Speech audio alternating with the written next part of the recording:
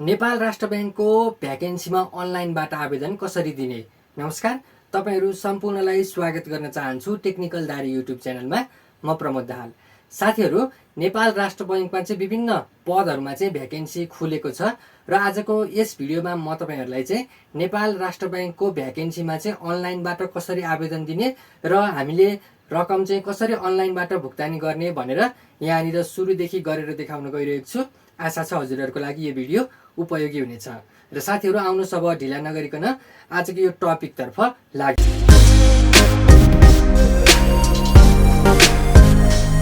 साथीहरु, सबैभन्दा पहिला तपाईले मोबाइल अथवा कम्प्युटर केबाट चलाइरहनु भएको छ एउटा इन्टरनेट चलाउने ब्राउजर खोल्नु होला। मैले चाहिँ यहाँनिर गुगल क्रोम खोले। यसरी इन्टरनेट चलाउने ब्राउजर खोलिसकेपछि अब यहाँनिर यो एड्रेस बारमा चाहिँ हामीले राष्ट्र बैंकको साइट यसरी www.nrb.org.np यो साइटमा चाहिँ जानुपर्ने हुन्छ। यो चाहिँ राष्ट्र बैंकको साइट भयो।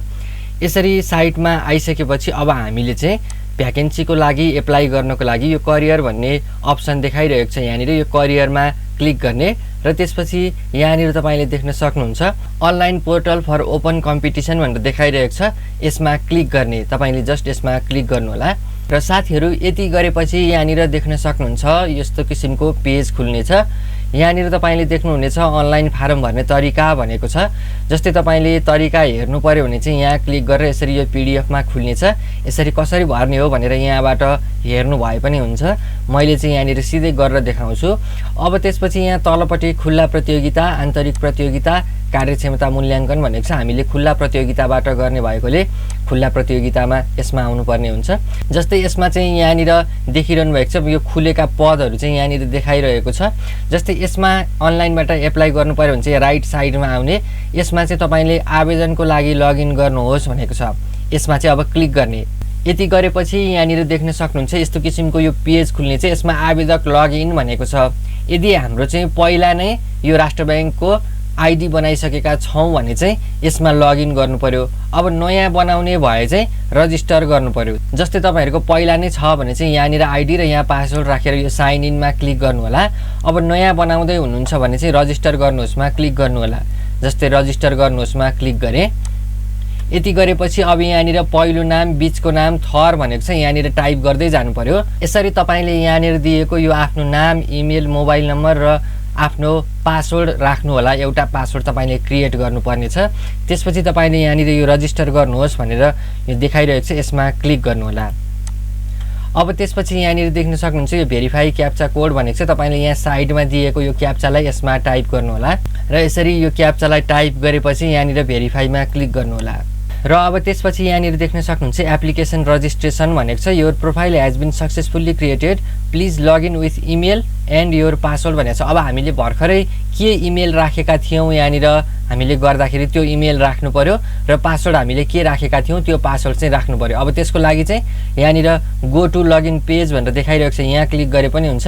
यहाँ माथिपट्टि लगइन गर्नुहोस् भनेको छ। यसमा गरे पनि हुन्छ। अब हामीले ल यो गो टु लगइन पेज गरेको छ। यसमा क्लिक गरौँ।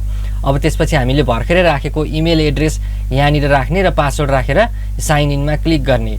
यसरी आफ्नो आईडी र पासवर्ड राखेर अब यो साइन इन मा क्लिक गर्नु होला। यति गरेपछि यहाँनिर देख्न सक्नुहुन्छ यस्तो किसिमको यो पेज खुलेको छ। अब हामीले चाहिँ कुन पदको लागि एप्लाई गर्ने हो यहाँबाट गर्नुपर्ने छ। जस्तै यहाँनिर तपाईले विज्ञापनमा कुन पदको लागि एप्लाई गर्न खोज्नु भएको हो त्यसको साइडमा चाहिँ आवेदन दिनुहोस् र विवरण हेर्नुहोस् भनेको छ। तपाईले चाहिँ यहाँनिर अब आवेदन दिनुहोस् मा क्लिक गर्नु होला। अब यति गरिसकेपछि यहाँनिर देख्न सक्नुहुन्छ यस्तो किसिमको यो पेज खुलेको छ। अब यहाँनिर यो दिएका सम्पूर्ण विवरणहरू चाहिँ हामीले भर्दै जानुपर्छ र तपाईहरुले विवरण भर्दा चाहिँ यहाँनिर देख्न सक्नुहुन्छ यो रातो स्टार जस्तो देखाइरहेको छ। यस्तो दिएको ठाउँमा चाहिँ तपाईले यो बक्समा अनिवार्य भर्नुपर्छ विवरण, तपाईले छोड्न मिल्दैन। त्यसैले सम्पूर्ण विवरणहरूलाई भर्नु होला र त्यसपछि यो भरिसकेपछि यहाँ अगाडि बढ्नुहोस् मा क्लिक गर्नुपर्ने हुनेछ। यसमा भर्नुपर्ने कुराहरू चाहिँ यहाँनिर यो आधारभूत भन्ने ट्याबमा छौं हामी अहिले। यसमा चाहिँ हामीले यहाँनिर आफ्नो नामहरू भर्नु पर्यो। त्यसपछि यो डेट अफ बर्थ भर्नु पर्यो। बुबाको नाम भनेको छ, आमाको नाम भनेको छ, हजुरबुवाको नाम भनेको छ। यहाँनिर तपाईले आफ्नो नागरिकता नम्बरहरू समेत यो सम्पूर्ण विवरण राखेर यसमा अगाडि बढ्नुहोस् मा क्लिक गर्नु होला। यहाँनिर म आफ्नो भर्न गइरहेको छु। तपाईहरु पनि यसलाई भर्नु होला। र साथीहरु, यसरी यहाँको यो सम्पूर्ण विवरण मैले चाहिँ भरिसकेको छु। यसरी आफ्नो सम्पूर्ण विवरण भरिसकेपछि यहाँनिर यो अगाडि बढ्नुहोस् मा क्लिक गर्नु होला। साथीहरु अब चाहिँ यहाँनिर हामी सम्पर्क भन्ने ट्याबमा आइपुगेका छौं। अब हामीले यहाँनिर सम्पर्क विवरण लेखेको छ।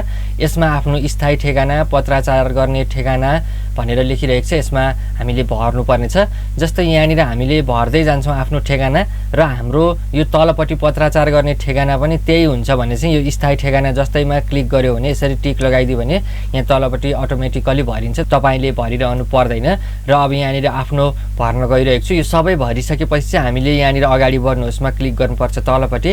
अब त्यसपछि यसलाई एकपटक यहाँनिर सबै भर्न गइरहेको छु। तपाईहरु पनि आफ्नो भर्नु होला र यसरी चाहिँ तपाईले यो आफ्नो सम्पूर्ण विवरणहरु भरिसकेपछि यहाँनिर अगाडि बढ्नुहोस्मा क्लिक गर्नु होला र यति गरेपछि अब यहाँनिर शिक्षा भन्ने यो ट्याबमा आइपुगेका छौं हामी।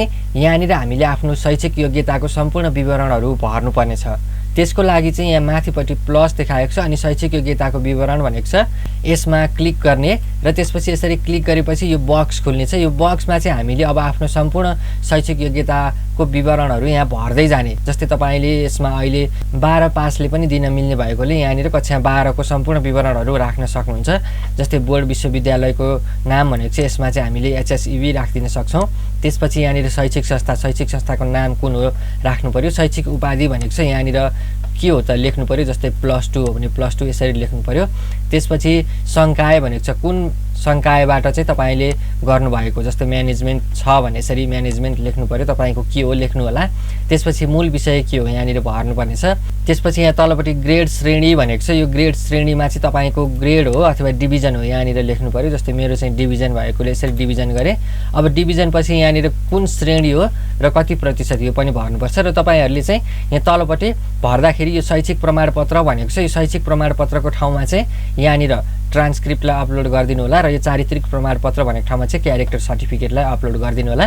अपलोड गर्नको लागि यहाँनिर यो चुज फाइलमा क्लिक गर्ने र त्यसपछि आफ्नो सर्टिफिकेट कहाँनिर रहेको छ सर्टिफिकेट रहेको ठाउँसम्म गएर सर्टिफिकेट खोजेर तपाईले त्यसलाई यहाँनिर अपलोड गर्नु होला। जस्तै यहाँनिर अब म मेरो गर्छु, तपाईहरु पनि आफ्नो गर्नु होला र यसरी यहाँनिर आफ्नो सम्पूर्ण डिटेल भरेर यहाँनिर तपाईले आफ्नो मार्कसिट र क्यारेक्टर सर्टिफिकेटलाई अपलोड गरिसकेपछि यहाँनिर यो राख्नुहोस्मा क्लिक गर्नु होला र अब हामीले चाहिँ यो शिक्षामा शैक्षिक योग्यताको विवरण भरिसकेपछि अब यहाँनिर अगाडि बढ्नुहोस्मा क्लिक गर्नु पर्यो। यसमा क्लिक गर्नु होला। यसरी क्लिक गरेपछि अनुभव भन्ने यहाँनिर ट्याबमा आइपुग्यौं। यसमा छ भने तपाईले अनुभवको विवरण थप्नुहोस्मा यहाँनिर भर्नु होला। यदि तपाईले यसमा छैन भने यसमा अगाडि बढ्नुहोस्मा क्लिक गर्न सक्नुहुन्छ। भर्नु भयो भने पनि भरेर अगाडि बढ्नुहोस्मा क्लिक गर्नुहोस्। त्यसपछि तालिम सम्बन्धी केही विवरणहरु छ भने तपाईले यहाँनिर राख्नु होला। जस्तै तपाईको कम्प्युटर सिक्नु भएको सर्टिफिकेटहरु राख्नु पर्यो भने चाहिँ यहाँनिर राख्न सक्नुहुन्छ। तालिमको विवरणमा यसरी क्लिक गरेर यहाँ तालिमको नाम भनेको छ, तालिम दिने संस्थाको नाम, यहाँ कतिदेखि कतिसम्म यो भरेर तपाईले आफ्नो सर्टिफिकेटलाई पनि यहाँनिर अपलोड गरेर यो राख्नुहोस्मा क्लिक गर्न सक्नुहुन्छ र यति गरिसकेपछि अगाडि बढ्नुहोस्मा क्लिक गर्नु होला। अब यति गरेपछि यहाँनिर हामी कागजातमा आइपुगेका छौं। यो कागजातमा चाहिँ हामीले यहाँनिर अब फोटो भनेको छ, हस्ताक्षर भनेको छ, नागरिकता प्रमाणपत्र भनेको छ, समावेशिताको प्रमाणपत्र भनेको छ, अपाङ्गता प्रमाणपत्र तपाईले आफ्नो सम्पूर्ण यहाँनिर के छन् अपलोड गर्नु पर्यो। जस्तै यहाँनिर अपलोड गर्नको लागि यसरी चुजमा क्लिक गर्ने र त्यसपछि कहाँनिर छ खोजेर त्यसलाई अपलोड गर्ने। जस्तै यहाँनिर अहिले हामीले फोटो अपलोड गर्न लागेकोले फोटोमा क्लिक गरेर यसरी ओपन गर्ने फोटो भयो। त्यसपछि हस्ताक्षर भनेको छ, यसरी हस्ताक्षरलाई पनि यहाँबाट अपलोड गर्नु पर्यो र त्यसपछि अब नागरिकता प्रमाणपत्र भनेको छ, यसलाई पनि अपलोड गर्नु पर्यो। जस्तै यसरी नागरिकता मेरो यहाँ स्क्यान गरेको छ त्यसैले यसलाई यसरी गरे। अब तपाईहरुले पनि यसरी अपलोड गरिसकेपछि यहाँनिर तलपट्टि अगाडि बढ्नुहोस्मा क्लिक गर्नु होला। अब यति गरेपछि यहाँनिर रुजु भन्ने ट्याबमा आइपुगेका छौं हामी। अब हामीले यहाँनिर भरेका विवरणहरु ठीक छन् कि छैनन् हेर्नु पर्यो र त्यसपछि अगाडि बढ्नुहोस्मा क्लिक गर्नु पर्यो। अब यति गरेपछि हामी यहाँनिर यो पेस्ट गर्नुहोस् भन्ने ट्याबमा आइपुगेका छौं। यसमा चाहिँ हामीले यहाँनिर यो खुल्ला चयन गर्नुहोस्मा यसरी गर्नु पर्यो र यहाँनिर टिक लागेको छैन भने टिक लगाएर यहाँनिर तपाईले अगाडि बढ्नुहोस्मा क्लिक गर्नु पर्यो। तपाईको समावेशी समूह पनि चयन गर्नुपर्ने हो भने यहाँनिरबाट यसरी गर्न सक्नुहुन्छ। अब त्यसपछि आफ्नो यहाँनिरबाट सिलेक्ट गरिसकेपछि अगाडि बढ्नुहोस्मा क्लिक गर्नु होला। अब यति गरिसकेपछि यहाँनिर यस्तो किसिमको यो पेज खुलेको छ। यहाँनिर देख्न सक्नुहुन्छ अब हामीले चाहिँ यसको परीक्षा दस्तुर तिर्नु पर्यो भने अनलाइनबाट तिर्नको लागि यहाँ परीक्षा दस्तुर दाखिला गर्नुहोस्मा क्लिक गर्ने र त्यसपछि यस्तो बक्स खुल्छ। यसमा चाहिँ तपाईले केबाट पैसा तिर्ने हो यहाँनिर सिलेक्ट गर्ने। कनेक्ट आइपीएस हो कि ई-सेवा हो कि खल्ती हो कि केबाट तिर्ने हो यसरी सिलेक्ट गरेर यहाँनिर तपाईले यहाँनिर देख्न सक्नुहुन्छ एमाउन्ट अटोमेटिकल्ली आएको छ। त्यसपछि भुक्तानी टिप्पणी कैफियत केही भयो लेख्ने भनेको छ, यसमा लेख्न सक्नुहुन्छ र भुक्तानी गर्नुहोसमा यसरी क्लिक गरेपछि अब यहाँनिर तपाईँले आफ्नो कनेक्ट आइपिएसको आइडी पासवर्ड राखेर भुक्तानी गर्न सक्नुहुन्छ। यस्तो किसिमबाट चाहिँ तपाईँहरूले भुक्तानी गर्नुहोला। अब तपाईँहरूलाई यहाँनिर समस्या आयो, यो भुक्तानी गर्नेमा समस्या आयो भने तपाईँले कमेन्ट गर्नुहोला, त्यसको पनि म यहाँनिर भिडियो बनाएर राखिदिनेछु। र साथीहरू यस्तो किसिमबाट चाहिँ तपाईँहरूले पनि यो नेपाल राष्ट्र ब्याङ्कको भ्याकेन्सीमा चाहिँ अनलाइनबाट आवेदन दिएर अनलाइनबाटै पेमेन्ट पनि गर्न सक्नुहुन्छ। साथीहरू आजको लागि यति नै। यदि तपाईँहरू यस च्यानलमा नयाँ हुनुहुन्छ र यस्तै किसिमका अरू नयाँ नयाँ भिडियोहरू पनि हेर्न चाहनुहुन्छ भने यस टेक्निकल दारी युट्युब च्यानललाई सब्सक्राइब गरेर सँगै रहेको बेल आइकनमा क्लिक गरी अल नोटिफिकेसनमा क्लिक गर्नुहोला। साथै केही सल्लाह सुझाव तथा आउँदा दिनहरूमा के कस्ता भिडियोहरू अपलोड भयो हुन्थ्यो जस्तो लाग्छ ती कुराहरू पनि कमेन्टमा लेख्नुहोला। आजको लागि यति नै। हस्त, धन्यवाद।